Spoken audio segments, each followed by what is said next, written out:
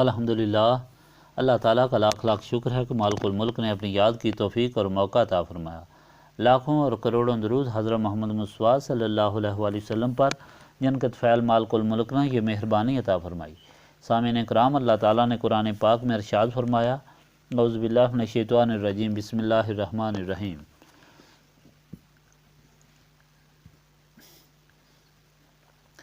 وَدَخَلَ مَعَهُ السِّجْنَ فَتَيَّانِ قَالَ أَحَدُهُمَا إِنِّي أَرَانِي آسِرُ خَمْرًا وَقَالَ الْآخَرُ إِنِّي أَرَانِي أَحْمِلُ فَوْقَ رَأْسِي خُبْزًا تَأْكُلُ الطَّيْرُ مِنْهُ نَبِّئْنَا بِتَأْوِيلِهِ إِنَّا نَرَاكَ مِنَ الْمُحْسِنِينَ قَالَ لَا يَأْتِيكُمَا طَعَامٌ تُرْزَقَانِهِ إِلَّا نَبَّأْتُكُمَا بِتَأْوِيلِهِ قبل ان یاتیکما ذالکما مما علمانی ربی انی ترکت ملت قوم لا یؤمنون باللہ وهم بالآخرۃ هم کافرون واتبعت ملت آبائی ابراہیم واسحاق ویعقوب ما کان لنا ان نشرک باللہ من شیء ذالک من فضل اللہ علینا وعلی الناس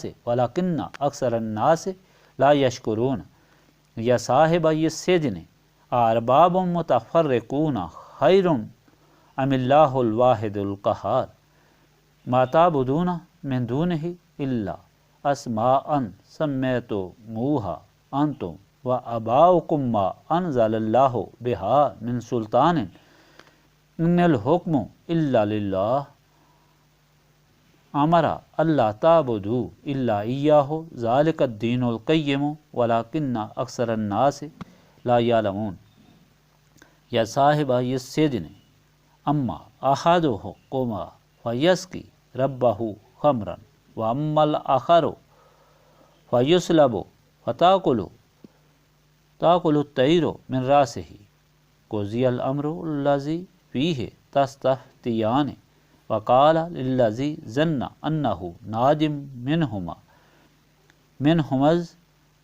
اذکرنی عند ربک فانساہ الشیطان ذکر ربہ فلبث فی السجن بضع سنین۔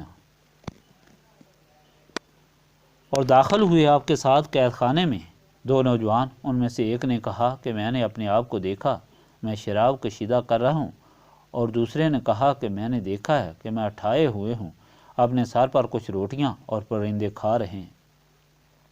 اس سے آپ ہمیں اس کی تعبیر بتائیں، بے شک ہم آپ کو دیکھ رہے ہیں نیکوکاروں میں سے۔ آپ نے فرمایا، نہیں آئے گا تمہارے پاس کھانا جو تمہیں کھلایا جاتا ہے مگر تم کو بتا دوں گا اس کی تعبیر اس سے بیشتر کہ کھانا تمہارے پاس آئے۔ یہ ان علموں سے ہے جو سکھایا ہے مجھے میرے رب نے۔ میں نے چھوڑ دیا ہے دین اس قوم کا جو ایمان نہیں لائے اللہ تعالیٰ پر، نیز وہ آخرت کا انکار کرنے والے ہیں، اور میں تو پیروکار ہوں اپنے باپ دادا حضرت ابراہیم، اسحاق اور یعقوب کے دین کا۔ ہمارے لیے جائز نہیں کہ ہم شریک ٹھہرائیں اللہ تعالیٰ کے ساتھ کسی کو، یہ تو اللہ تعالیٰ کا خاص احسان ہے ہم پر اور لوگوں پر، لیکن بہت لوگ ہیں جو شکر بجا نہیں لاتے۔ یا قید خانے کے میرے رفیقوں، کیا بہت سے جدا جدا رب بہتر ہیں یا ایک اللہ تعالیٰ جو سب پر غالب ہے؟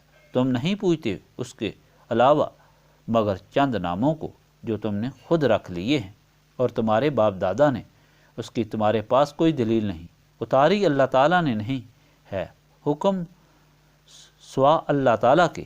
اس نے یہ حکم دیا ہے کہ کسی کی عبادت نہ کرو اس کے بغیر، یہی دین قیم ہے، لیکن بہت سے لوگ نہیں جانتے۔ اے قید خانے کے میرے دونوں ساتھیوں، تو میں سے ایک تو وہ پلائے گا اپنے مالک کو شراب، لیکن دوسرا سولی دیا جائے گا اور کھائیں گے پرندے اس کے سر سے۔ فیصلہ ہو چکا ہے اس بات کا جس کے متعلق تم نے دریافت کیا تھا، اور کہا اسے جس کے متعلق اسے یقین تھا کہ وہ نجات پا جائے گا ان دونوں سے، کہ میرا تذکرہ کرنا اپنے آقا کے ساتھ، لیکن فراموش کرا دیا اسے شیطان نے کہ وہ ذکر کرے اپنے بادشاہ کے ساتھ۔ بس آپ ٹھہرے قید خانے میں کئی سال۔ آپ سنتے چلے آ رہے ہیں اللہ تعالیٰ کا فرمان سورہ یوسف میں، جس میں بے شمار ہدایتیں ہیں۔ پچھلی مرتبہ آپ کو بتایا تھا کہ جو لوگ حضرت مائی زلیخا کے متعلق غلط باتیں کرتے ہیں وہ کم عقل ہیں، کم علم ہے۔ حضرت مائی زلیخا بادشاہ کی شہزادی تھی، اس کو اللہ تعالیٰ نے اپنے نبی حضرت یوسف کے لیے پیدا فرمایا تھا۔ اس نے حضرت یوسف کو خواب میں دیکھا تھا اور آپ ان پر عاشق ہو گئی تھی۔ مائی زلیخا کے لیے کئی شہزادوں کے رشتے آئے، آپ نے انکار کیا۔ عزیز مصر کا سن کر منظور اس لیے کر لیا کہ وہ عزیز مصر یوسف ہوں گے، مگر جب اس کی شکل اور دیکھی تو انہوں نے خودکشی کرنی چاہیے۔ پھر آپ کو بتایا گیا کہ وہ بیوی کے قابل نہیں، تو آپ خاموش ہو گئیں۔ عزیز مصر نے حضرت یوسف کو جب خریدا تو مائی زلیخا نے انہیں دیکھا اور پہچان لیا، اس لیے ان کی طرف رجوع کیا۔ وہ اس وقت اسلام نہیں لائی تھی اور نہ نکاح کا اس وقت کوئی شرعی طریقہ تھا۔ حضرت یوسف کے انکار پر انہوں نے سمجھا کہ انہوں نے تکبر کیا، اس لیے ان کو جیل میں بھیج دیا گیا۔ آج کا فرمان یہاں سے شروع ہوتا ہے کہ جب آپ جیل میں قید تھے تو دو اور قیدی بھی گئے۔ یہ دونوں بادشاہ کے ملازم خاص تھے، ایک شراب پلانے والا اور ایک باورچی۔ ان پر بادشاہ کو زہر دینے کا الزام تھا۔ حضرت یوسف کے اخلاق، پاک بازی، خوش کلامی اور ساری خوبیوں نے سب کو گرویدہ کر لیا، اس لیے ان دونوں نے اپنا اپنا خواب ان سے بیان کیا۔ ایک نے دیکھا کہ وہ بادشاہ کے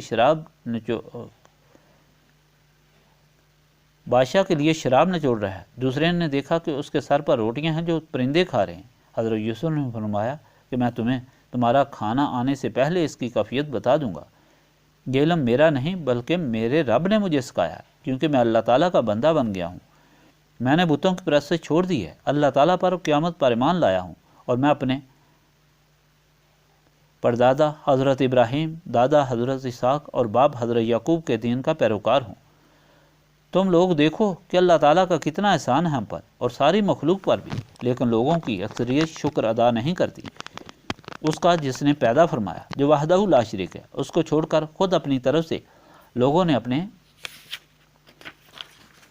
خدا بنا لیے ہیں۔ سوچو، ایک وحدہ لا شریک اچھا ہے یا کئی خدا جو تم لوگ خود بناتے ہو؟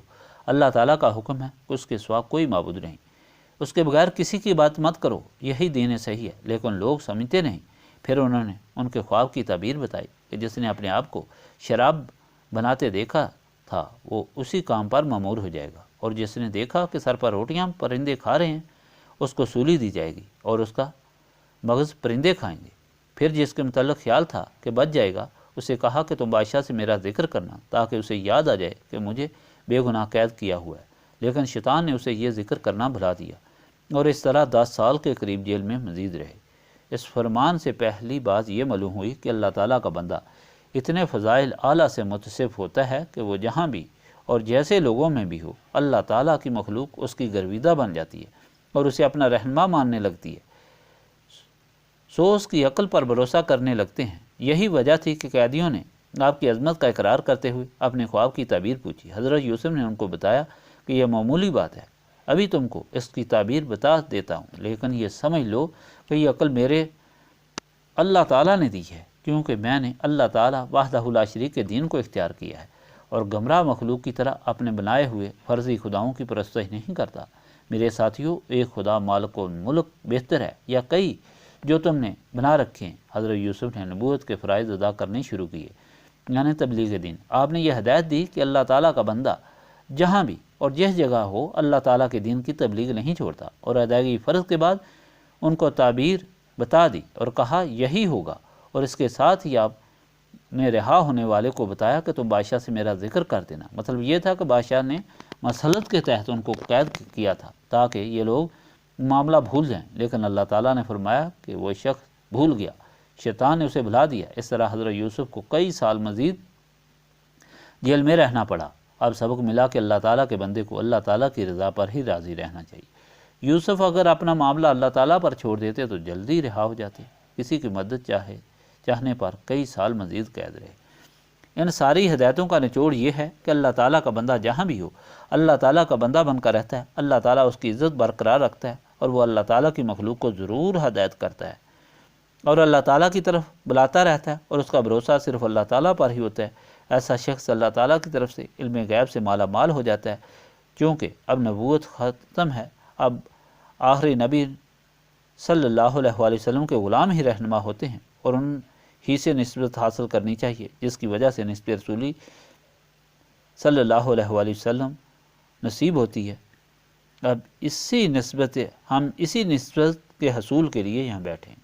اللہم صلی علی سیدنا محمد وعلی آلہ وصحبہ صلاۃ تکون لنا مان من کل خوف لا الہ الا انت سبحانک انی کنت من الظالمین ربنا آتنا فی الدنیا حسنۃ وفی الآخرۃ حسنۃ وقنا عذاب النار ربنا لا تزغ قلوبنا بعد اذ ہدیتنا وہب لنا من لدنک رحمۃ انک انت الوہاب اللہم انک عفو تحب العفو فاعف عنی یا غفور یا غفور یا غفور استغفر اللہ العظیم الذی لا الہ الا هو الحی القیوم واتوب الیہ ربنا تقبل منا انک انت السمیع العلیم وتب علینا انک انت التواب الرحیم۔